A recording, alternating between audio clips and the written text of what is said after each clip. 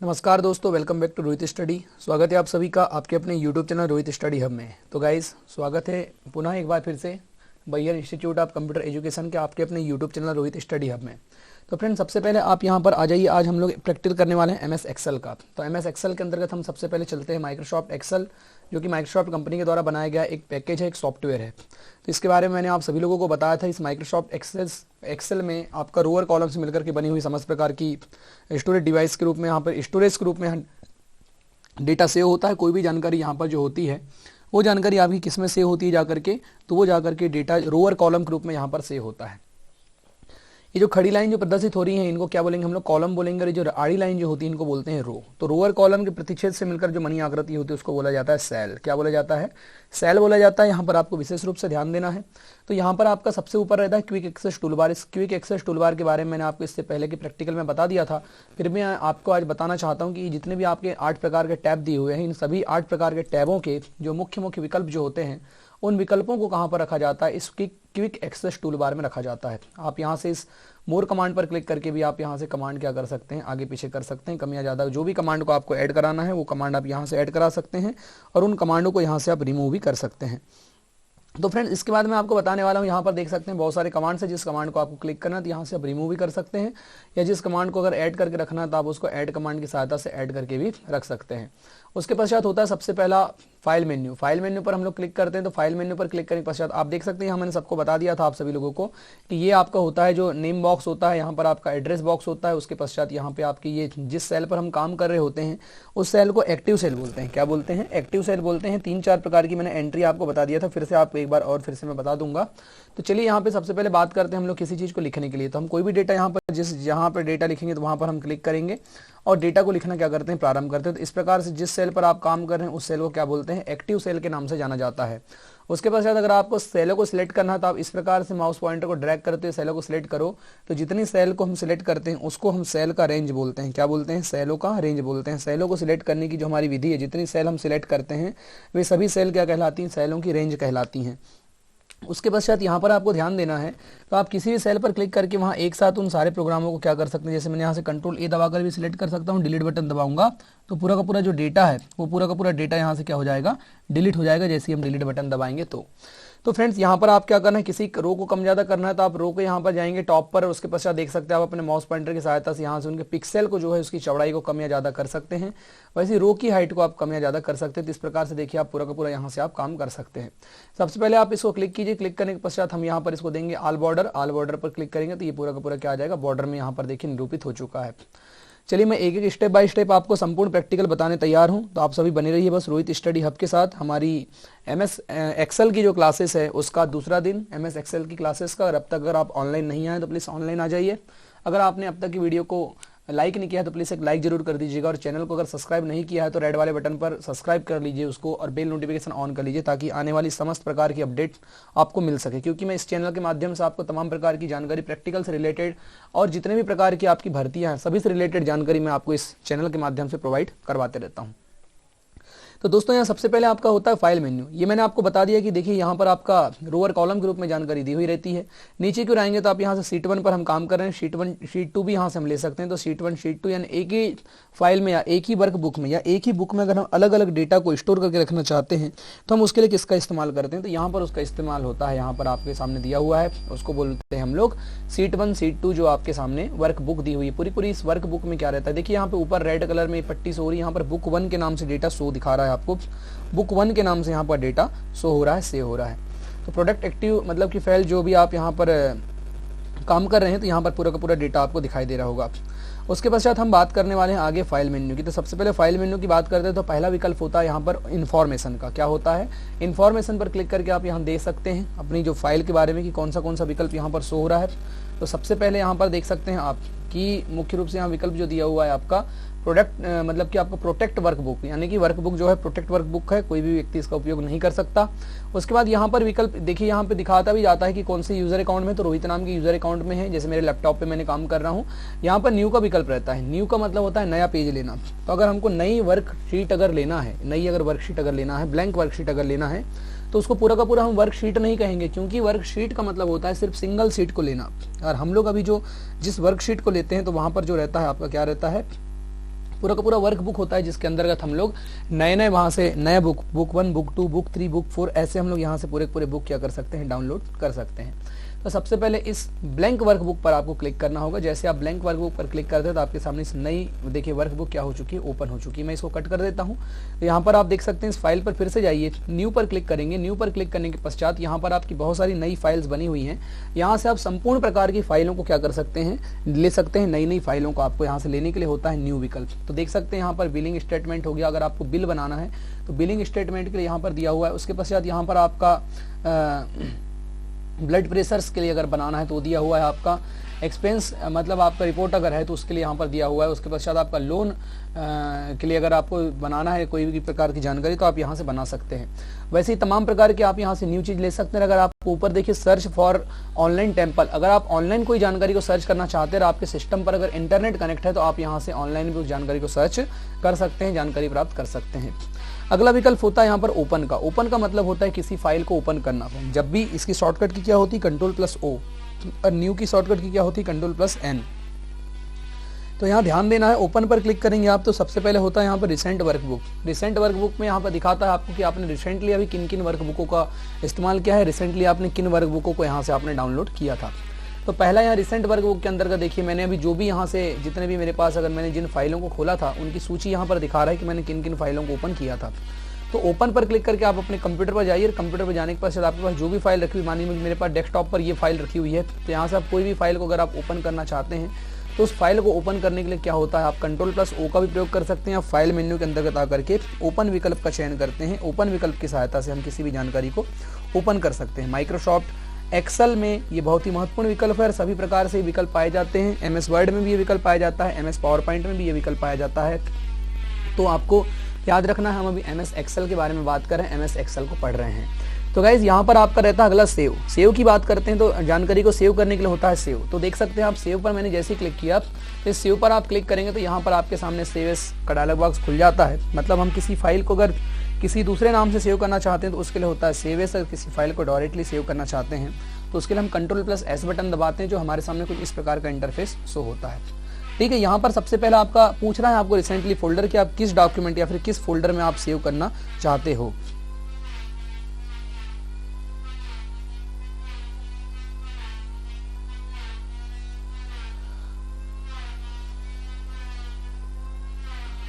तो यहाँ पर आप देखेंगे कि सबसे पहले रहता है रिसेंट फोल्डर। रिसेंट फोल्डर के अंतर्गत जाकर के क्या रहता है, डेस्कटॉप पर। अगर आप डेस्कटॉप पर सेव करना चाहते हैं तो उसको डेस्कटॉप पर आप क्लिक कीजिए।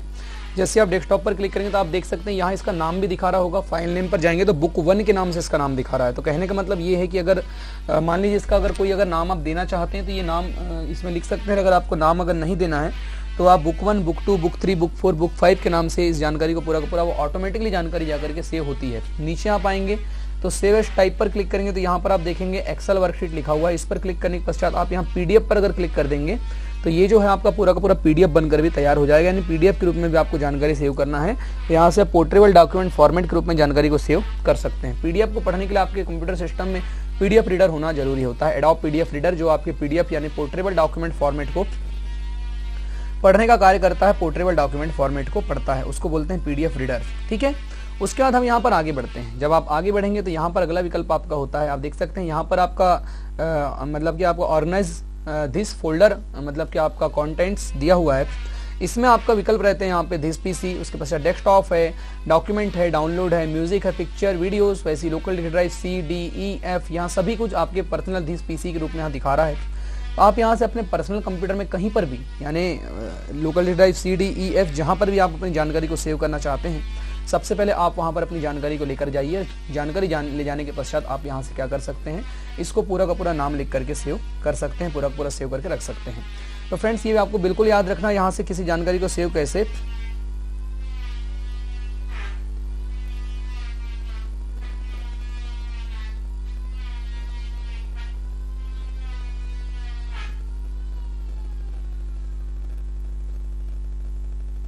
तो यहाँ पर आप किसी भी जानकारी को सेव करके रख सकते हैं। अगला विकल्प जो होता है आपका प्रिंट का। प्रिंट की सहायता से हम किसी जानकारी को प्रिंट देते हैं। तो आपको मैं बताना चाहता हूँ, देखिए प्रिंट का विकल्प यहाँ पे आपको बहुत ही समझने की आवश्यकता होती है। सबसे पहला यहाँ पर विकल्प रहता है प्रिंट का। तो प्रिंट पर क्लिक करके आप किसी भी जानकारी को प्रिंट निकाल सकते हैं। प्रिंट यहाँ से आप कर सकते हैं किसी जानकारी को। उसके पश्चात यहाँ होता है आपका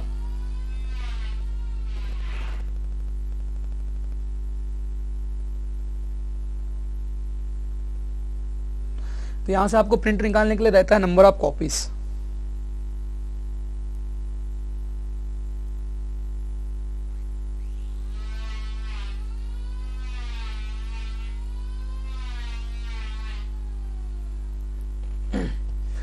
तो यहाँ पर आपको कॉपीज रहता है, इस कॉपीज पर क्लिक करके आपको एक डॉक्यूमेंट की कितनी कॉपी निकालनी है आप यहाँ से सबसे पहले कॉपीज को क्या करते हैं, सिलेक्ट करते हैं। कॉपी यहाँ पर हम सिलेक्ट करने को देते हैं, ठीक है। तो यहाँ पर रहता है प्रिंट का विकल्प। अब प्रिंट पर जैसे ही आप क्लिक करेंगे तो ऑटोमेटिकली डेटा क्या हो जाएगा, प्रिंट हो जाएगा। आपको बिल्कुल याद रखना है। नीचे की ओर आपका प्रिंटर पर क्लिक करेंगे तो ये प्रिंटर पर जब आप क्लिक करते हैं तो यहाँ पर प्रिंटर का नाम शो होता है, जो भी प्रिंटर आपके सिस्टम पर इंस्टॉल है, ठीक है। तो यहाँ पर आप देख सकते हैं कि सबसे पहले लिखा हुआ है फैक्स, उसके पश्चात लिखा हुआ है आपका HP LaserJet 1005 हमारे पास प्रिंटर जो है वो इंस्टॉल है यहाँ पर। उसके नीचे आपका है आपका नीचे की ओर देखेंगे आप 2 बार मैंने प्रिंटर इंस्टॉल कर लिया था, तो यहाँ पर आप कॉपी 1 के नाम से दिखा रहा है, ठीक है। उसके पश्चात आप माइक्रोसॉफ्ट प्रिंट और टू PDF, अगर आपको इसको माइक्रोसॉफ्ट अगर प्रिंट अगर करना है तो आप इसको डायरेक्टली प्रिंट भी कर सकते हैं। माइक्रोसॉफ्ट XPS डॉक्यूमेंट राइटर यहाँ पर लिखा हुआ है, इस पर भी आप क्लिक करके इस पर मतलब कि प्रिंट वगैरह दे सकते हैं। तो तमाम प्रकार के प्रिंटर से रिलेटेड ऑप्शंस जो होते हैं वो यहाँ पर होते हैं।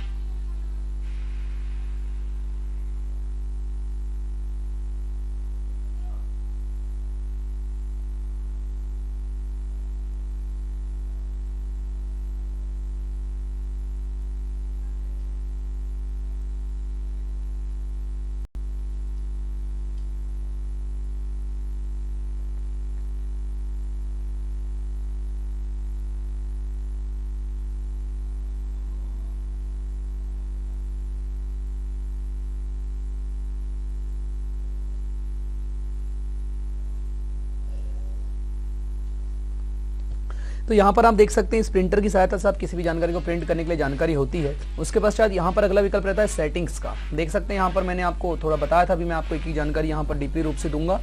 इस सेटिंग्स पर क्लिक करके प्रिंट एक्टिव सीट पर आप क्लिक करेंगे तो यहाँ देख सकते हैं प्रिंट एक्टिव सीट, उसके पश्चात लिखा हुआ है प्रिंट वर्कशीट जो है पूरा प्रिंट आपका सिलेक्शंस। तो कहने का मतलब ये है कि कोई भी जानकारी हमको अगर प्रिंट करना है तो प्रिंट यहाँ से आप जानकारी को कर सकते हैं, मतलब कि पेजेस, और यहाँ पर आपका 2 का विकल्प होता है। मान लो अगर हमारे पास अगर 100 पेज हैं तो कहाँ से कहाँ तक आपको अगर प्रिंट करना है तो आप यहाँ से प्रिंट कर सकते हैं। मतलब कि पेज पर क्लिक करेंगे 1 से लेकर के, मान लीजिए हमारे पास नीचे दिखा रहा है, देखिए 1 और ऑफ 2 यहाँ पर लिखा हुआ है, आप देख सकते हैं 1 ऑफ 2 मतलब कौन से पेजों को आपको प्रिंट करना है। तो आप यहाँ से पेज 1 और पेज 2 पर क्लिक करके यहाँ से आप सेट कर सकते हैं कि कौन से पेज 1 और कौन से पेज 2 को आपको जिसको भी प्रिंट करना है आप यहाँ लिख सकते हैं। देखो पेज 1 से लेकर के, मैं यहाँ पे अगर 1 लिख देता हूँ, से लेकर के पेज नंबर 3 तक, ऐसा मैं यहाँ पर पूरा का पूरा क्या कर सकता हूँ, प्रिंट का ऑप्शन दे सकता हूँ, प्रिंट विकल्प का चयन कर सकता हूँ।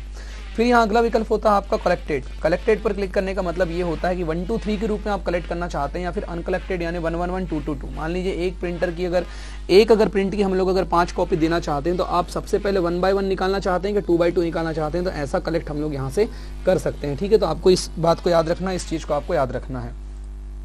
उसके पश्चात यहाँ अगला विकल्प होता है आपका पोर्ट्रेट डॉक्यूमेंट का। पोर्ट्रेट डॉक्यूमेंट, तो पोर्ट्रेट डॉक्यूमेंट 2 प्रकार के होते हैं, एक तो लैंडस्केप होता है, दूसरा पोर्ट्रेबल होता है। तो पोर्ट्रेट यहाँ पर ओरिएंटेशन, मैं भी अगर इसको लैंडस्केप अगर कर देता हूँ तो लैंडस्केप में क्या होगा, पूरा का पूरा पेज क्या हो जाएगा, आड़ा हो जाएगा। आप यहाँ डेमो के रूप में भी इसको देख सकते हैं। तो पूरी वर्कशीट को निकालने के लिए होता है प्रिंटर का यहाँ पर प्रयोग किया जाता है। अगला यहाँ पर विकल्प होता है आपका लेटर, पेज का साइज की किस प्रकार के पेपर के साइज में आप क्या करना चाहते हैं, अपने डेटा को प्रिंट करना चाहते हैं। तो आप देख सकते हैं यहाँ आपके सामने बहुत सारे विकल्प मौजूद हैं। इन तमाम प्रकार के विकल्पों में से आपको किसी भी एक विकल्प का चयन करके यहाँ से आप अपने पेज का उतना साइज क्या कर सकते हैं, आप ले सकते हैं, अपने पेज का पूरा साइज यहाँ से आप सेट कर सकते हैं। फिर आपका अगला जो यहाँ पर विकल्प होता है प्रिंट के पश्चात, उसके बाद यहाँ देखो मार्जिन पर क्लिक करके हम यहाँ से मार्जिन ले सकते हैं। मार्जिन क्या होती है मैंने आपको समझाया हूँ इससे पहले। तो मार्जिन क्या होती है, इससे पहले भी मैंने आप सभी को समझाया हूँ कि मार्जिन क्या होता है, मार्जिन का प्रयोग हम किस प्रकार से करते हैं। तो आपको विशेष रूप से यहाँ ध्यान देना है मार्जिन क्या है, मार्जिन का प्रयोग हम किस प्रकार से करते हैं। तो यहाँ आप देख सकते हैं मार्जिन की सहायता से हम यहाँ पर अपने पेजेस की जो है मार्जिन को ले सकते हैं, हाशिए को सेट कर सकते हैं। तो अगर डायरेक्टली आपको पूरा का पूरा मार्जिन अगर सेट करना है तो उस डायरेक्ट मार्जिन सेट करने के लिए हम लोग यहाँ पर मार्जिन ये ऑटोमेटिकली देखो नैरो, उसके पश्चात आपका वाइड, नॉर्मल, ऐसे कस्टम मार्जिन पर हम क्लिक करेंगे तो यहाँ से देखो मार्जिन का पेज ओपन हो चुका है। और ये लेफ्ट, टॉप, उसके पश्चात हेडर, फूटर, बॉटम, राइट, ऐसे तमाम प्रकार से हम यहाँ पर मार्जिन को क्या कर लेते हैं, सेट कर सकते हैं। उसके पश्चात यहाँ पर आप देखो ये पेजेस भी है, यहाँ पर आप क्लिक करके भी यहाँ से पोर्ट्रेट और लैंडस्केप पेजों को ले सकते हैं। मार्जिन पर क्लिक करके यहाँ से आप मार्जिन वगैरह देख सकते हैं पूरा का पूरा। उसके पश्चात हेडर और फूटर पर क्लिक करके हेडर में अगर आपको कुछ चीज़ लिखना है तो आप हेडर में यहाँ पर लिख दीजिए। कस्टमाइज हेडर पर क्लिक करेंगे तो ये आपके सामने हेडर का डायलॉग बॉक्स ओपन हो गया है।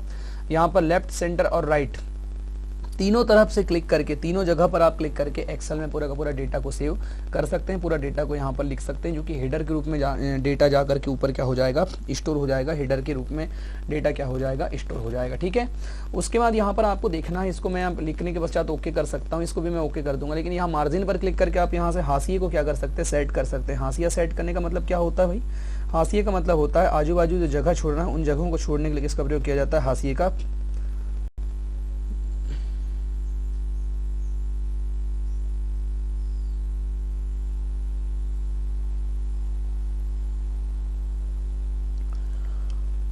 तो यहाँ पर क्या रहता है, इस हाशिए को सेट करने के लिए हमको मार्जिन का प्रयोग हमने करना पड़ता है। ठीक है, उसके पश्चात यहाँ रहता है आपका अगला विकल्प रहता है हेडर और फूटर का, भी मैंने आपको बता दिया। फिर यहाँ पर है कुल मिलाकर के सीट पर क्लिक करके आप यहाँ से प्रिंट एरिया देख सकते हैं। उसके पश्चात आप यहाँ से ग्रिड लाइन देना चाहते हैं तो ग्रिड लाइन दे सकते हैं। ब्लैक एंड व्हाइट में अगर आप रखना चाहते हैं इसको ब्लैक एंड व्हाइट कर सकते हैं। वैसे ही ड्रॉप्ड अगर आप इसको क्वालिटीज देना चाहते हैं तो ड्रॉप क्वालिटीज दे सकते हैं। यहाँ से सारे विकल्प का आप यहाँ से चयन कर सकते हैं। इसको अंतिम में आप ओके कर दीजिएगा। उसके पश्चात यहाँ पर अगला विकल्प रहता है नो स्केलिंग। नो स्केलिंग का मतलब होता है कि अगर आप प्रिंट निकालते समय उनके बीच में अगर दूरियां देना चाहते हैं, कुल मिलाकर के पेजों के बीच में अगर दूरियां देने के लिए किसका प्रयोग होता है, स्केलिंग का प्रयोग होता है।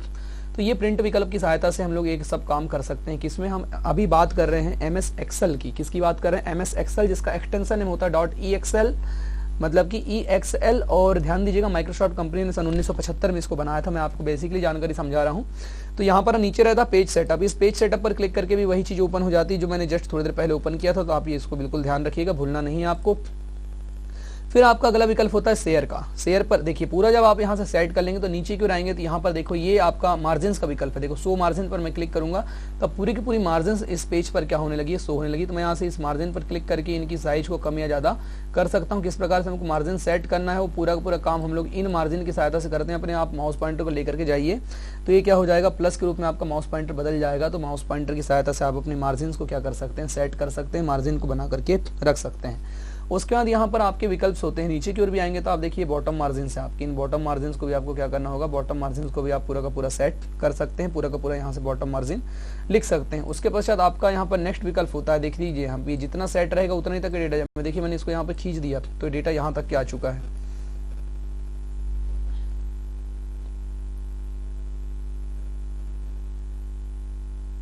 तो आपको क्या करना है कि पूरा का पूरा डेटा को यहाँ पर स्टोर करना है, डेटा को सेव करके आपको रख सकते हैं। ठीक है, उसके पश्चात आपका अगला जो विकल्प होता है यहाँ पर वो आपका नेक्स्ट विकल्प होता है। जब आप शेयर पर क्लिक करते हैं तो शेयर पर आपको क्लिक करना है तो सबसे पहले यहाँ पर विकल्प होता है शेयर पर जाने के पश्चात यहाँ पर रहता है देखो इनवाइट पीपल्स। इनवाइट पीपल का मतलब होता है आपका स्टेप 1 में, यानी save your document to OneDrive location. यानी अगर आप इसको सेव करना चाहते हैं तो मेल के रूप में अगर आप इसको भेजना चाहते हैं तो आप इसको पूरा का पूरा मेल भेज सकते हैं। ठीक है, तो यहाँ आप देख सकते हैं कि सबसे पहले ईमेल का ऑप्शन है। तो ईमेल की सहायता से हम किसी व्यक्ति को यहाँ से मेल भेज सकते हैं। सबसे पहले इसको हम XPS डॉक्यूमेंट में भी सेव कर सकते हैं, सेंड एस PDF में भी सेव करना चाहें तो हम यहाँ से सेव कर सकते हैं। और वैसे ही उसी प्रकार से यहाँ पर सेंड एस इंटरनल फैक्स पर भी आप क्लिक करना चाहते हैं तो यहाँ से भी आप इसको फैक्स, अगर किसी व्यक्ति के, मैंने आपको फैक्स मशीन के बारे में समझाया हूँ कि फैक्स मशीन क्या होती है, फैक्स मशीन किस प्रकार से कार्य करती है। तो अगर आप किसी व्यक्ति को डायरेक्टली फैक्स भेजना चाहते हैं तो आप यहाँ से उसको डायरेक्टली फैक्स भेज सकते हैं। तो ये दोनों चीज़ों को आपको बिल्कुल याद रखना है, किसी प्रकार से भूलना नहीं है। उसके बाद अगला विकल्प होता है एक्सपोर्ट का। एक्सपोर्ट का मतलब होता है चेंज करना।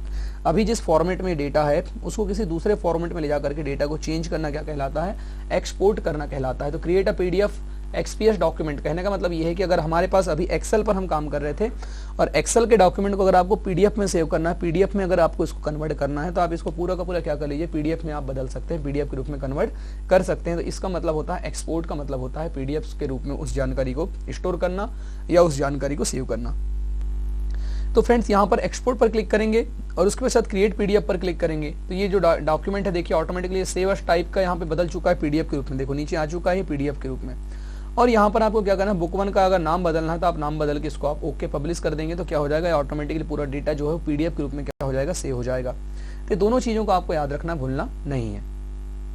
फिर यहाँ पर फाइल पर जाना है। अगला यहाँ पर विकल्प रहता है एक्सपोर्ट के पश्चात आपका, एक्सपोर्ट तो मैंने आपको बता दिया, एक्सपोर्ट के पश्चात आपका रहता है क्लोज। क्लोज पर आप क्लिक करेंगे तो ये डेटा को मैं अगर यहाँ से सेव करूंगा तो सेव हो जाएगा, अगर डोंट सेव पर क्लिक करता हूं तो ये डोंट सेव यानी कि सेव नहीं होगा, और कैंसिल पर क्लिक करूंगा तो हम लोग इस डायलॉग बॉक्स को यहाँ से हटा सकते हैं। इस प्रकार से फाइल मेन्यू के मुख्य रूप से काम होते हैं।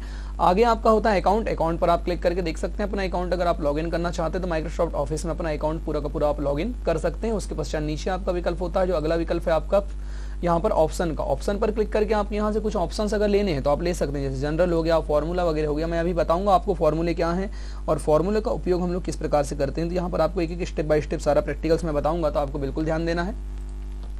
तो यहाँ से पूरा का पूरा हम लोग काम कर सकते हैं। तो ये था संपूर्ण फाइल मेन्यू का काम। फाइल मेन्यू में न्यू, उसके पश्चात ओपन, सेव, सेवेज कैसे करते हैं। नीचे आपका देखो सीट, आपकी सीट 1 सीट 2 है। इस सीट पर आप राइट क्लिक करेंगे तो यहाँ इंसर्ट, इंसर्ट पर क्लिक करके हम यहाँ एक और शीट ला सकते हैं। देखो यहाँ पर अगर आपको वर्कशीट लेना है तो ओके मैं कर दूंगा। देखिए यहाँ पे सीट नंबर 3 आ चुकी। तो कहने का मतलब मेरा ये है कि ये सीट नंबर 1 थी, ये सीट नंबर 2, लेकिन यहाँ पर हमको ये सीट नंबर कहाँ जाना था भाई, देखो मैं इसको जमाना चाहता हूँ तो यहाँ पर भी सीट नंबर 3 को जमा दिया मैंने, यानी आपने इसको ड्रैग करके खींचा और आप सीट को जमा सकते हैं। इस सीट के ऊपर मैं यहाँ पर आपको राइट क्लिक करके बताता हूँ। सीट 1 पर आप राइट क्लिक करेंगे, सबसे पहले रहता है इंसर्ट। इंसर्ट पर क्लिक करके यहाँ पे पूछता है कि आप क्या लेकर के आना चाहते हैं। अगर आपको नया यहीं पर शीट चाहिए, देखिए अगर मान लीजिए किसी डेटा को हमको बनाना है तो किसी डेटा को बनाने के लिए हमको क्या करना पड़ेगा भाई, अलग अलग पेज लेने से अच्छा है किसी एक ही पेज पर हम क्या करते हैं, पूरा का पूरा डेटा को बनाते हैं, पूरा डेटा तैयार करके यहाँ पर रखते हैं। अब पूरा डेटा इसलिए एक साथ एक जगह तैयार किया जाता है ताकि हम लोग बार बार उस चीज से क्या कर सकें, बच सकें उस चीज के बारे में, यानी अलग अलग हमको फाइल ओपन करने की आवश्यकता ना पड़े, एक ही जगह पूरा का पूरा फाइल हमारा ओपन हो जाए, पूरा डेटा वहां पर लिखा जाए। इस कारण से हम लोग यहाँ पर यूज करते हैं किस चीज का, आपका सीट 1, सीट 2, सीट 3 का। सीट का मतलब होता है जिस पर आप काम कर रहे हैं, ऐसे डॉक्यूमेंट को लेना, वही सीट आपकी स्प्रेडशीट बोलते हैं इसको, और इसी को आप वर्क करते हैं इसलिए इसको वर्क शीट के भी नाम से जाना जाता है। और जब ये पूरा का पूरा सीट, देखिए सीट 1, सीट 2, सीट 3 है, और यही जब डेटा एक साथ सेव हो रहा है इसीलिए इसको बुक 1, बुक 2, बुक 3 के नाम से जाना जाता है। तो बुक, इसलिए इसको वर्क बुक के नाम से जानते हैं कि ऐसी बुक जिस पर यूजर वर्क करता है वो क्या कहलाती है, वर्क बुक कहलाती है। उसके बाद यहाँ पर नेक्स्ट आपका विकल्प होता है, देखिए फाइल पर जाएंगे, फाइल का मैंने आपको बता दिया था, नीचे आप आएंगे, राइट क्लिक करना है सीट 1 के ऊपर और डिलीट पर क्लिक करना है। तो डिलीट पर आप क्लिक करके यहाँ से आप जैसे ही मैं इसको डिलीट अगर कर दूंगा तो पूरा का पूरा सीट 1 ही पूरी की पूरी डिलीट हो जाएगी। ध्यान देना, चलिए मैं आपको करके बताता हूँ। देखिए डिलीट मैंने किया तो सीट 1 डिलीट हो गई। अब नई अगर आप सीट लेंगे तो सीट 3 के नाम से, देखिए यहाँ पर 4 के नाम से आपके सामने सीट आ गई है, लेकिन 1 नहीं आएगी क्योंकि जिस सीट को आप डिलीट कर देते हैं वह सीट वापस नहीं आ सकती। इसीलिए आपको डिलीट करने से पूर्व भी ये ध्यान रखना है कि आप किस शीट को डिलीट कर रहे हैं। लेकिन अगर आप यहाँ पर कार्य करते हैं, कार्य करते समय अगर आप यहाँ पर कंट्रोल जेड भी मैं प्रेस कर रहा हूँ, देखिए वो सीट वापस नहीं आ रही है। तो फ्रेंड्स यहाँ पर आपको बिल्कुल ध्यान देना। अब राइट क्लिक करके रीनेम का ऑप्शन रहता है। सीट को अगर आपको रीनेम करना है तो आप इस रीनेम पर क्लिक करेंगे और यहाँ पर जैसे मैं मान लीजिए रोहित मैंने लिख दिया तो ये डेटा क्या हो चुका, देखिए मैंने यहाँ रोहित लिख के बाहर क्लिक कर देता हूँ। देखो ये सीट जो थी आपकी शीट 2, ये किस नाम से सेव हो चुकी है, ये नाम से रोहित नाम से सेव हो चुकी है। उसके पश्चात यहाँ पर देखिए कॉपी, देखो यहाँ पर कॉपी या मूव का मतलब होता है कॉपी। अगर मैं इसको करना चाहता हूँ तो ये देखिए पूछ रहा है ना कि कहाँ पर आप इसको ले जाना चाहते हैं, तो मैं जहाँ पर इसको क्रिएट अ कॉपी कर दूंगा या मूव एंड, तो यहाँ पर वो डेटा को हम एक स्थान दूसरे स्थान तक अगर ले जाना चाहते हैं तो पूरा का पूरा सीट को कॉपी कर, मतलब कहने का मतलब ये है कि इस रोहित नाम के डेटा में मान लो मैंने यहाँ से कोई चीज डेटा लिखा था, ठीक है, ये डेटा लिख दिया।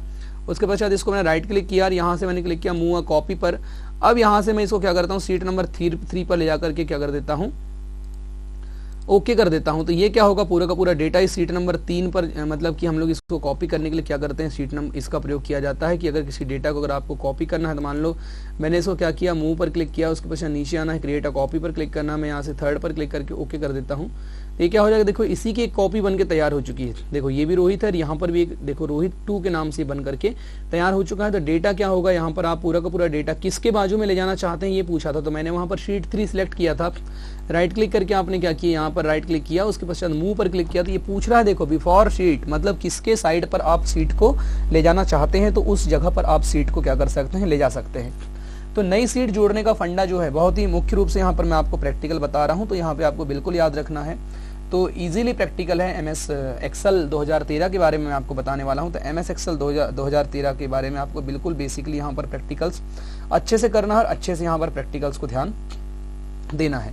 उसके पश्चात दोस्तों नेक्स्ट यहाँ पर जो आपका विकल्प होता है तो आप राइट क्लिक करेंगे, यहाँ पर रहता है आपका व्यू कोड। व्यू कोड पर आप क्लिक करते हैं तो अपने पेज का यहाँ पर आप कोड्स वगैरह देख सकते हैं। नन सीट 3 देखो, डिस्प्ले फेस जो भी है यहाँ पर आप पूरा पूरा विकल्प देख सकते हैं। मैं इसको यहाँ से कट कर देता हूँ। चलिए राइट क्लिक करेंगे, उसके पश्चात अपने डेटा पर और यहाँ पर प्रोटेक्ट शीट पर क्लिक करेंगे। प्रोटेक्ट शीट पर क्लिक करेंगे तो यहाँ पर हम पासवर्ड लगा सकते हैं। तो मान लीजिए मैं यहाँ पर पासवर्ड लिख देता हूँ 1 2 3 4 5 6 7 8 और मैं यहाँ क्या कर देता हूँ भाई, सभी चीज को मैं बंद कर देता हूँ। देखो यहाँ पे मैं सब चीज के ऊपर क्या लगा देता हूँ, पासवर्ड लगा देता हूँ।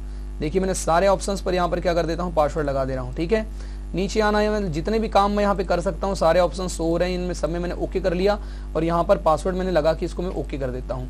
अब एक बार और पासवर्ड डालने बोला तो 1 2 3 4 5 6 7 8 हमने पासवर्ड डाल के इसको कर दिया ओके। अब आप देखेंगे यहाँ पर अगर आप काम करेंगे तो आपको पासवर्ड मांगेगा, दिख रहा है सभी को। अगर इस सीट को अगर आप खोलना चाहते हैं तो आपको क्या मांगेगा भैया, पासवर्ड यहाँ पर मांगेगा। ठीक है, तो सबसे पहले आपको क्या करना है, यहाँ पर अगर आप पासवर्ड लगा रहे हैं तो देखिए पूरा पूरा मैंने पासवर्ड लगाया तो ये डेटा तब तक के नहीं चलेगा जब तक ये पासवर्ड मांगे। अब आपको क्या करना पड़ेगा, इस पर राइट क्लिक करेंगे, यहाँ अनप्रोटेक्ट शीट पर क्लिक करना है। तो ये अनप्रोटेक्ट शीट में आपको कंफर्मेशन पासवर्ड मांगेगा 1 2 3 4 5 6 7 8। आपने यहाँ पर 8 बार डाला और उसके पश्चात मैंने ओके कर लिया। अब यहाँ पर कोई भी डेटा आप लिखना चाहते हैं तो आप डेटा यहाँ पर लिख सकते हैं, आपको दिख भी रहा होगा। तो इस प्रकार से आप यहाँ पर डेटा को क्या कर सकते हैं, चेंजेस कर सकते हैं। तो फ्रेंड्स यहाँ पर आपको बिल्कुल ध्यान देना है कि आप प्रोटेक्ट शीट यानी पासवर्ड कैसे लगाएं, अपने डेटा पर पासवर्ड किस प्रकार से लगा सकते हैं, अपने डेटा में नई सीट कैसे लेंगे, ये पूरा का पूरा काम आपको बिल्कुल ध्यान देना, अच्छे से आपको प्रैक्टिकल्स अपना करना है। उसके पश्चात यहाँ राइट क्लिक आपको करना है, इस रोहित पर आपने क्लिक किया और उसके पश्चात देखो आप टैब कलर पर क्लिक करेंगे तो यहाँ से आप टैब का कलर बदल सकते हैं। देखिए मैंने यहाँ पर उसका कलर दे दिया तो रेड कलर में शो हो रहा है पूरा का पूरा, टैब का मैंने यहाँ से क्या बदल दिया, कलर बदल दिया। राइट क्लिक करके आप इसको अगर टैब कलर पर क्लिक करके यहाँ से आप दूसरे कलर्स देना चाहते हैं तो कोई भी कलर, मोर कलर पर क्लिक करके या फिर जैसे कलर्स में आप इसको सेव करना चाहते हैं उसी कलर में डेटा आपको दिखाएगा। राइट क्लिक करना है, उसके पश्चात यहाँ से आपको हाइड करना है तो देखो छिप गया, मतलब कि पूरी पूरी शीट जो है आपकी छिप जाएगी। फिर यहीं पर आपको राइट क्लिक करना है, अनहाइड पर क्लिक कर देना है। तो आप देखो जो छिपी हुई सीट थी वो यहाँ पर बाहर निकल के आ रही है। कौन सी सीट दिख रही है, देखो रोहित 2 यहाँ पर दिख रहा है। तो आप इसको क्लिक करेंगे, इसको ओके कर देंगे तो देखिए ऑटोमेटिकली वो डेटा जहां से छिप करके गया था वहीं पर वो डेटा पूरा का पूरा क्या हो जाएगा, वापस आ जाएगा। तो आपको ये इजीली प्रैक्टिकल्स बहुत अच्छे तरीके से ध्यान देना है क्योंकि बहुत ही इंपॉर्टेंट प्रैक्टिकल हमारा यहाँ पर चल रहा है और ये प्रैक्टिकल्स आपको बनना ही चाहिए। उसके पश्चात हम लोग आगे बात करते हैं दोस्तों। तो यहाँ राइट क्लिक मैं अगर करता हूँ उसके पश्चात आपका सिलेक्ट ऑल सीट पर क्लिक करेंगे तो पूरी सीट एक साथ सिलेक्ट हो जाएंगी। जितनी सीटों को आप यहाँ से सिलेक्ट करना चाहते हैं तो पूरी की पूरी सीट जो है ऑटोमेटिकली सिलेक्ट हो जाएंगी। तो आप इनको एक बात और मैं बताना चाहता हूँ कि इन पूरी सीटों को अगर सिलेक्ट करना चाहते हैं तो आप कंट्रोल बटन दबा करके रखिए और माउस पॉइंटर से भी अगर आप इन चारों सीटों के ऊपर क्लिक करेंगे तो पूरी की पूरी सीट एक साथ सिलेक्ट हो जाएंगी। इस बात को आपको याद रखना है। अभी हम लोग किसी एक सीट पर क्लिक कर देते तो वही सीट पर हम लोग एक्टिव हो जाएंगे, वही सीट पर हम लोग काम करेंगे। तो अभी मैंने जितना प्रैक्टिकल्स आपको बताया हूं, मैं उम्मीद कर रहा हूं कि सारा का सारा प्रैक्टिकल्स आप सभी लोगों को समझ में आ गया होगा। तो आज की क्लास में मैंने आपको बेसिकली फाइल मेन्यू के बारे में संपूर्ण प्रैक्टिकल बताया हूं। उसके पश्चात ये सीटों के बारे में मैंने आपको प्रैक्टिकल्स बताया। उसके पश्चात यहाँ पर मैंने आप सभी लोगों को सीट का टैब, मतलब ये टैब किस प्रकार से लिए जाते हैं, यहाँ पर मैंने इन सब के बारे में आपको प्रैक्टिकल बताया हूँ। तो फ्रेंड्स मैं उम्मीद कर रहा हूँ संपूर्ण प्रैक्टिकल आपको समझ में आ गया होगा। कल की जो क्लासेस है, कल की क्लासेस में मैं आपको बताऊंगा एंट्री क्या होती है, हम लोग एंट्री किस प्रकार से करते हैं, कितने प्रकार से एंट्री करते हैं, डेटा को यहाँ किस प्रकार से लिखते हैं, किस प्रकार से हम लोग किसी भी टेबल का यहाँ निर्माण करते हैं, तो मैं आपको बताने वाला हूँ। तो आप बस बने रहिए रोहित स्टडी हब के साथ। अगर आप सभी को वीडियो में जानकारी अच्छी लगी होगी तो प्लीज वीडियो को लाइक जरूर कीजिएगा, शेयर कीजिएगा, सब्सक्राइब कीजिएगा और घर बैठे एक्सेल या फिर घर बैठे आप कंप्यूटर सीखने के लिए रोहित स्टडी हब चैनल को सब्सक्राइब जरूर कर लीजिएगा। तो फ्रेंड तब तक के लिए आप सभी बने रहिए रोहित स्टडी हब के साथ।